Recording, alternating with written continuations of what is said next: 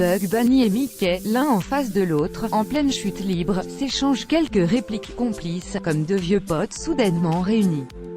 Cette image surréaliste, qui fait la jointure entre deux maisons de l'animation souvent concurrentes, est un peu le symbole manifeste du fantasme fabriqué par Robert Zemeckis et son célèbre Qui veut la peau de Roger Rabbit, sorti en 1988 après 3 années de dur labeur, pas passé loin de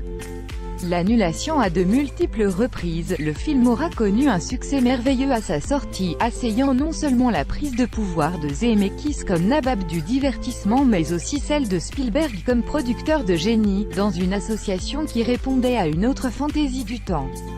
Le revoir aujourd'hui, après plus de 20 ans de boutailler un monde de l'animation chamboulé, ne constitue pas seulement un moment de nostalgie, mais s'avère aussi être la preuve que le temps n'a pas toujours la main mise sur les œuvres qu'elle destine à la casse. L'idée est simple mais démesurément ambitieuse, fabriquer un film noir dans l'univers du cartoon en mélangeant prise de vue réelle et animation entièrement crayonnée. Le défi technique est de taille puisqu'il s'agit de rendre plausible l'interaction entre des chairs de sang et d'os et des animaux en traits de crayon, le tout dans une narration entraînante et émotionnellement crédible. Le résultat prouve comme Zemeckis était l'homme de la situation, lui pour qui repousser les frontières de l'espace est un leitmotiv obsessionnel. Dès les premières minutes sous forme d'un cartoon endiablé, on est happé dans l'énergie dévastatrice du film, qui ne subit, pour ainsi dire, aucun temps mort et se permet le luxe de faire face à chaque idée loufoque promise. Dans un habile plan séquence introductif, le réalisateur fait exister une relation plausible entre le monde humain et celui des Toons, et signe un pacte avec le spectateur empreint d'une honnêteté à toute épreuve. C'est que biberonné à l'écurie spielbergienne, il n'oublie pas de faire primer l'histoire avant les pattes techniques, comme en témoigne une mise en scène en travelling savamment calculé et en cadres amples et cohérents, où les personnages sont au centre de l'action et non pas l'inverse. Soigné dans sa reconstitution historique et créative dans la part animée de son univers, le film parvient à faire le miraculeux pont qui s'avère être au centre du projet.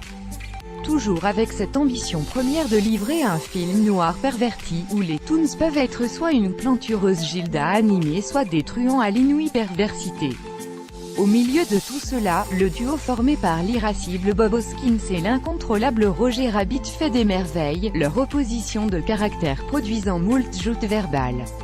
et autres gags visuels ludiques à souhait, quand bien même la puérilité du Rabbit en question pourra un peu taper sur les nerfs à la longue. Les retournements narratifs s'enchaînent sans discontinuer jusque dans un final au suspens redoutable, en passant par un détour d'un Toonville génialement foie de multiples égards et qui agit comme un rêve de gosse, qui n'a jamais rêvé de se retrouver dans un cartoon. Non sans malice, Zemeckis laisse discrètement transparaître le tableau d'un capitalisme zélé, où l'on génocide sans sourciller pour le seul appât du gain, et face auquel la joie quotidienne et l'innocence sans ombrage des Toons peuvent toujours faire front.